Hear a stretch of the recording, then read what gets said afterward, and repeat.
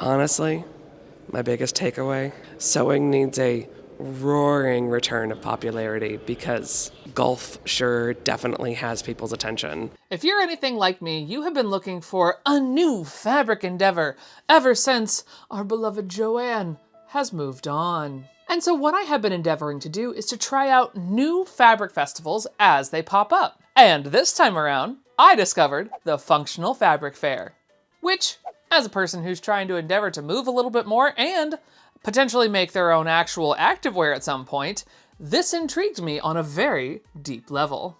But if this is your first time here, hi, by the way, my name is Stephanie Canada. Yes, just like the country. No, I don't live there. And I am a previous opera and event manager, as well as a vintage sewist and a vintage seller. So fairs like these to me are interesting on a few levels. First up is, what exactly is a functional fabric? Because in my head, all fabrics are functional because the function they are performing is keeping me from being arrested for public indecency. But this event is actually described as the premier destination for sustainable performance fabrics, where you meet verified suppliers, discover innovations, and source fabrics on site. However, the one in Orlando this past January was just a little bit different, because this is the first time that they were actually affiliated with the PGA Show. You know, one of the biggest golf events in the country that is located here in Orlando, Florida. So for me particularly, I went in with this idea that I had to be this person who had a business idea, which, like, arguably I did kind of like the story that I made up, which is that I was a future swimwear designer, but I was looking to do vintage swimwear, a la the 1940s, 50s, and 30s, where it could actually be made out of lightweight wools and linens and breathable cottons. So I did kind of enjoy that. However, I do think I did myself a little bit of disservice, but we'll get there in just a moment. And now is a great time to take a pause with the sponsor of today's video, Wild Grain. Wild Grain is the first Bake from Frozen subscription box for sourdough breads, artisanal pastries, and fresh pastas. And with all the products being frozen and sent directly to your door, it locks in the nutrients, texture, and flavor without using preservatives. And to go with today's lunch, we're gonna make ourselves a little sweet treat, the giant chocolate chunk cookies. And I love just how simple it is. You take your frozen product directly out of the package, place it onto a cookie sheet with parchment paper, and then bake as described. And while I'm waiting, know that with every box ordered, 2 meals are donated to a food security nonprofit of your choice at no extra cost. And now that lunch is done, let's have ourselves a giant cookie. Like, the thing is huge. My God, it's so big. Oh, you got the crispy bottom, the soft, gooey top and center, and big, giant hunks of chocolate. Hey, Ned, you should come try this. Don't tempt me with a good time.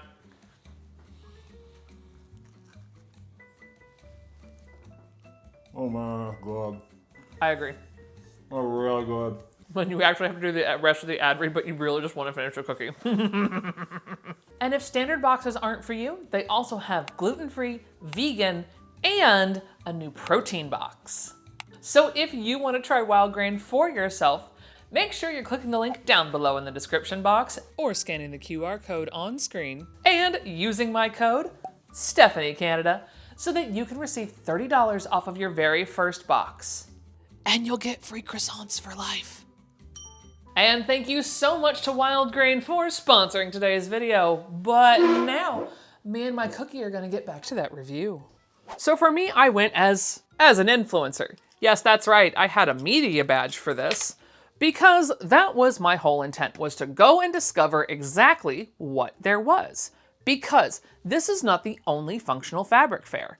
This one is the only one associated with the Golf Association. However, there is one in Portland and New York City, as well as several others around the world. But none of these are direct-to-consumer events. This is not something where you as a consumer walk into the building and you exit with fabric. That is not how this one works. This is a trade show. So if you are a designer or an assistant designer or just an aspiring designer who wants to go see what the most innovative fabrics that they have curated are, this is the type of event that you absolutely want to be going to. Because it is free, that's right, free 99, for industry professionals and media. And now, to be very clear here, the free 99 is for show floor access only. There is a Day Zero conference, which goes through all of the industry, supply chains, all the hiccups. I did not attend that. One, I was heckin' sick, and two, I didn't feel like paying a crap load of money to go to this, because this ticket for the Day Zero conference for the Portland experience that is coming up in 2026 is $300. So for me down here in Florida, if I recall correctly, it was a very similar price, so I decided to not, which is very good because I came down with the flu. So I couldn't have gone even if I wanted to. Now for the regular ticket, there is also the $100 add-on for the Portland experience, which allows you to add on a voucher for food and drink, VIP registration line, 1 hour early show floor access, and guided tours, as well as year-round access to their Knowledge Hub. Again, from my experience here in Florida, I did not sign up for that, but it is an option that is available. Now back to the show. I went on day 2 of the event. Day 1, I was heckin' sick, so I can't review any of the opening or the crowd or any of that. However, I can absolutely say that on day 2, there was plenty of room for everyone to walk around. It felt very empty, and I was there right around 11 a.m., which is about an hour after it opened. I feel like while this might have been an interesting endeavor for Functional Fabric Fair and the PGA show to combine, I do wonder about the efficacy of actually driving clients to this section, because let me tell you, the multiple times I checked on this during my time at the convention center, it never seemed busy. Never. So is this because it's a trade event? Is it because it's 2026 and we're living in the US and tariffs are a thing? Or is it just because maybe this pairing isn't ideal because the PGA show is open at the same time? We may never know. Unless you end up going to the one in Portland in April, and then if so, let us know down in the comments. What was the difference? But truly, walking around, I am used to consumer events. I am used to people coming out and talking to you, booths being busy, lots of things happening, a la Joann's, but make it in one weekend. However, all of these booths were usually staffed by one person, and on either side, they would usually have racks of fabric that you could go up and test and feel and ask questions about as you went along. However, I don't know if it's just because of the trade show aspect of this, or if it was day 2 and everyone was bored. But when I tell you, the number of booths that I walked by that either were unstaffed at 11 a.m., this is 11 a.m., the show has not been open that long. It's not lunch o'clock yet. People deep in their phones, not paying attention, and just generally kind of checked out was actually quite wild. Because I was like, what are we doing? Are we not trying to sell our fabrics, find people? Because I was just walking around. I didn't even really have a camera to be like, hi, I'm media. Because I wanted to go as if I were a designer or an assistant designer. I wanted to be as incognito as possible. I guess it worked maybe a little too well, because in my time there was very few people who actually talked to me. Early on, there was one lady who was super helpful with this idea of who would you advise for this thing? And then I would tell her my spiel about the vintage swimwear, and she gave me a lovely list of 3 vendors, one of which was present, who did smaller batch runs and things like that. But everything that I was discussing with her made it seem as if not only was this a trade event, but this was a big trade event. You needed to want 10,000 units of this one thing, or 20,000 units of this one garment. Not fabric, not yardage, garments. So what I was running into was I was finding the people who wanted to actually fully manufacture this design that I had for me, which, as a person who is a big lover of fabric and making your own stuff, I was kind of hoping that this trade show would be, we can manufacture this cool fabric for you to sell to whomever might want it. And whether or not it was maybe just the checked out booths or my immediate overwhelm with, oh, this is really a very different show for me, and nothing really felt like that level of interaction was possible because everyone I did talk to discussed manufacturing a completed garment for me. Now, that is also partially on me for not saying, do you just sell the fabric?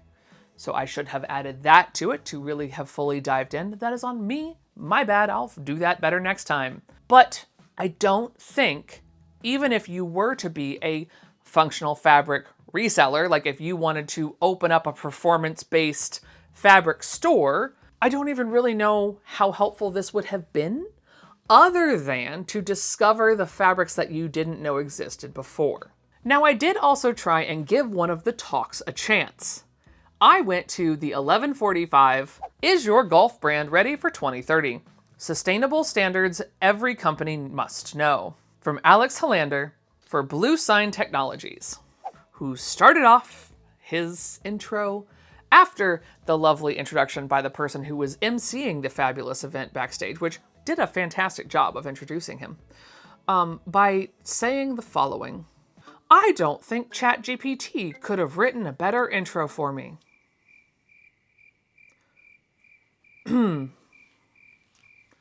Sir, you are at a sustainability conference. You are at a functional fabric fair where you are about to discuss sustainability. Why are we bringing ChatGPT into this at all? I know, he probably just meant it as a joke, right? A ha-ha, 1-2 punch.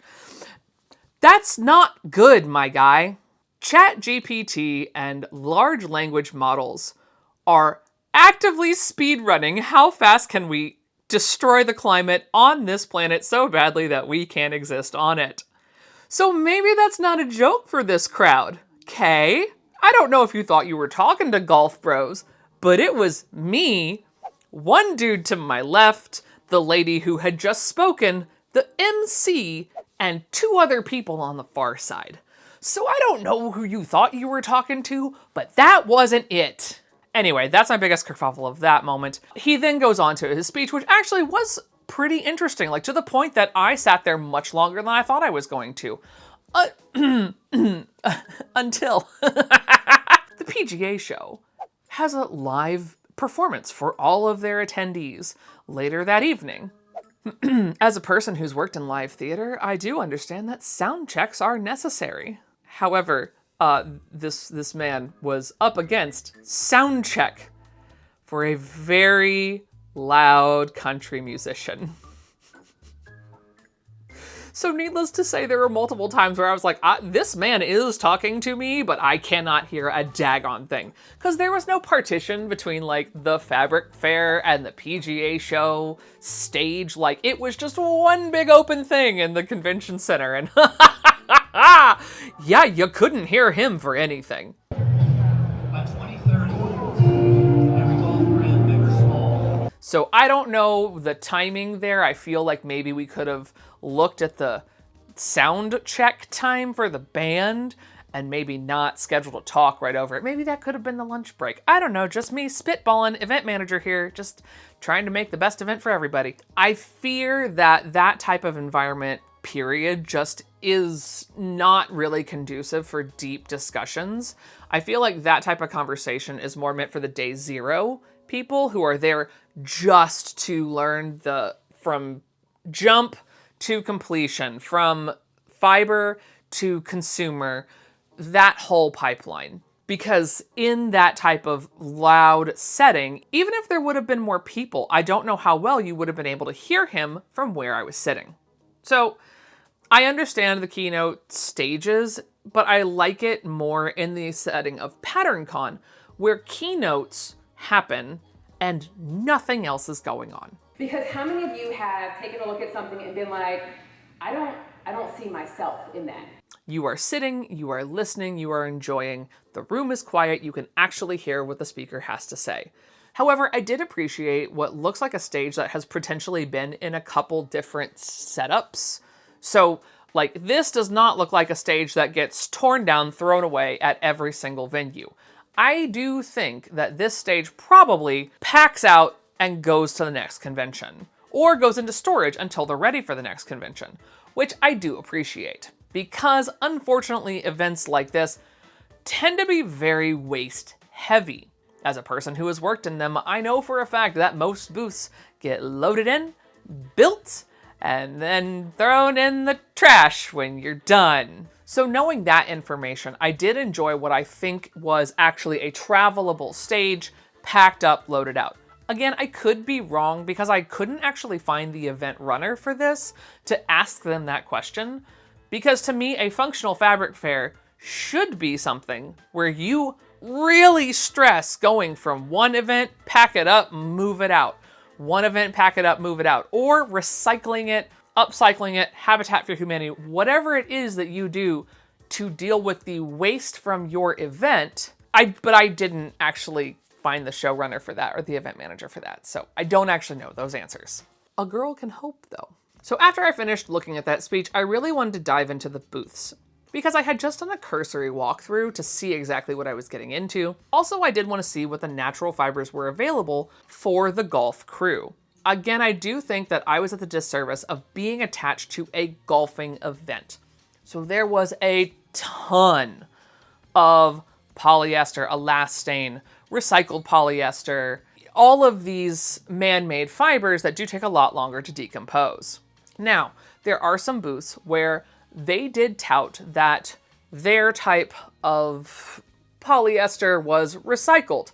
But then the next question is it pre-consumer, meaning you're making water bottles to then turn into garments without actually going to the consumer? It's just you're making more water bottles to then make clothing. Or is it post-consumer, where the bottle has traveled to the consumer here, been used, gone to a recycling center, and is now a fiber? A lot of these folks really love to tout recycled fibers without specifying pre or post-consumer. It's just another type of greenwashing that we all really have to be careful of, and we have to be asking these brands, is your fibers post-consumer? Knowing that with some of our newer studies, those recycled polyesters tend to shred more microplastics than the virgin versions. However, it is still worth it to ask these questions so these brands know that the consumers at the end are keenly aware that what we want is post-consumer recycle. My favorite was Cool Core, where they discussed how the weaving technology of the fibers actually reduces the temperature while the garment is on your body, which I did find very interesting, and I would love to learn more. However, again, they are the same type of people that were touting recycled fibers. So when I asked the lovely salesperson about the newest studies coming out about recycled plastics actually leaching more microplastics into our environment, he got suspiciously quiet and said, I actually don't know the answer to that. That would be this team. So I do think that if we're sending folks into these environments where people might be asking these questions, as a brand, it does go onto your shoulders to teach your salespeople all of the things, not just about your product, but also the environmental impact, because you're at a sustainability conference and you probably should have been able to answer that question. So once I was done with my once around of all the booths, I did stop and talk to a couple of booths and a couple of the wool brands, which, look at the cute little alpaca I got. Like, oh my God, I love him so much. He's from a brand called Alpaca. And this is a brand where they do harvest all the wool and then create the fibers and the garments for you. So I did want to talk to them, but I will say this booth in particular was hopping with people. So I could never actually talk to them. I did get to talk to one of the other wool booths though, and they seemed very amenable to trying to figure out what type of knit pattern it would need, trying to discuss how to make them. So I will say everyone was really open to ideas, which was really great. And that's not always something you get. I understand that it comes with usually a very large price tag hanging right behind my head as I'm talking about this. So it behooves them to get me in and make me feel comfortable. But that's a sign of a good salesperson, to make you not really realize you're being sold to while actively being sold to. I did really enjoy the wool brands, and should I ever decide to like do something like a merch thing in larger quantities, I do really think I might want to go with one of these brands that I talked to, because they were so nice and they were so accommodating and willing to really discuss all of the features of what they could do. So I did really enjoy that. And then once I had finished that up, it was time to venture out into the main hallway, which I think was how I was actually supposed to come in if I was coming from the PGA show. But I opted to come in from the front because I had the Functional Fabric Fair ID, not the PGA, because like I said, don't play golf. But in the hallway in front of that were these huge displays of all these different types of materials that they had brought to showcase from different vendors, which I really, really found interesting, because it's so rare that you get to touch such different materials, because not only was it the most outer layer, but then you could also feel like the inner layers, the interlining. Like, it was so nifty to be able to feel all these different textures and have little information placards about some of them up at the front so that you really knew what you were getting into when you went into the main fair. However, I will say, once I was done with all of that, going out into the PGA show, made every other conference I have basically ever been to look like a garage sale. Yeah, sewing expos are pennies compared to the hundreds behind me. It's wild, and I'm a little concerned for my craft now. There is so much money in this show. It's insane. Not only the huge setups with all the lights and the decor, they carpeted the entire Orlando Convention Center West with white carpet. Okay, it wasn't all white. Half of it was white. I can't even imagine the line item on that event budget. That's a pretty substantial. That's substantial. One, it's white, pain in the butt to clean. Are they cleaning it? Do they just throw it away? Unknown, actually. Really hoping they didn't just throw all that carpet away. But walking around there, the things that stuck out the most to me, as far as dichotomy of this event, you go from the PGA show, which has just clearly gobs of money. So much money. Each individual brand felt like its own actual brick and mortar store. I felt like I was walking through a mall. That's what it felt like. I felt like I was walking through a very, very bougie mall, because these folks just have so much design, so much thought and detail about how each booth is laid out to quickly partake of your money. Because this was partially a trade show where you would go and you would talk to golf courses. I saw a huge section of Scotland and Ireland. I did not go talk to them. I do not want to host a vintage golfing event. That's not me. But it's also a consumer show. So it's a mixture of both, because the mall half of this was insane. And I didn't even get to see it all because there was truly just so much. And the part that concerned me, one, is just the sheer dichotomy of PGA clearly looks like everything is either loaded in, but most of the stuff is probably thrown away when you're done. Whereas Functional Fabric Fair felt very intentional, very small, very reusable. I don't know if that pairing really worked well, because they felt at odds. Because on one side you have ungodly amounts of wealth being touted and flouted about, and then the other side you have, let's make better clothing for the planet. Which, this is the one I want to be in. I want to be on this side. I don't want to really be over here. I spent, I think, maybe 45 minutes walking through this before I was like, no, I'm done. I am over this. It also just kind of made me sad, because then when I thought about my sewing ones that I go to, it's individual businesses just trying to get by, no big sponsors, whereas PGA is nothing but huge dealers and big name brands. And when it comes to attendance, it is also very different. PGA touts 33,000. The only other event that even truly came close in the numbers that I have seen as I've been able to do research is the International Quilt Fest, which touts 35,000 attendees. And let me tell you, when I actually went there, that most of the audience that is going to the IQF, because yes, I did go to IQF this last year, I just didn't have enough to make a video about it. PGA, you were 20 years younger on the whole. You just were. Most of the folks in the PGA were my age, a fair number that were younger than me. So the whole audience, the buying power, the spending power is all in this sport that just happened to attach itself to a sustainability fabric fair. Whereas when you go to these sewing events, which actually can be very sustainable, they can be very good for the environment, the crowd is much older, primarily female. And honestly, when you go to these sewing fairs, you can tell that the budgets for them are pennies compared to what the PGA spends. And before you come at me saying, oh, well, golf's been around a whole lot more. Incorrect. The oldest quilt can be really traced back to about 3000 BCE. However, the oldest surviving quilt can go back to 100 to 200 BCE and still exists to this day. Golf can be traced to right around the 1200s. And don't even get me started on clothing. How long have we needed to protect our body against the elements? Clothing has been around far longer than golf has been.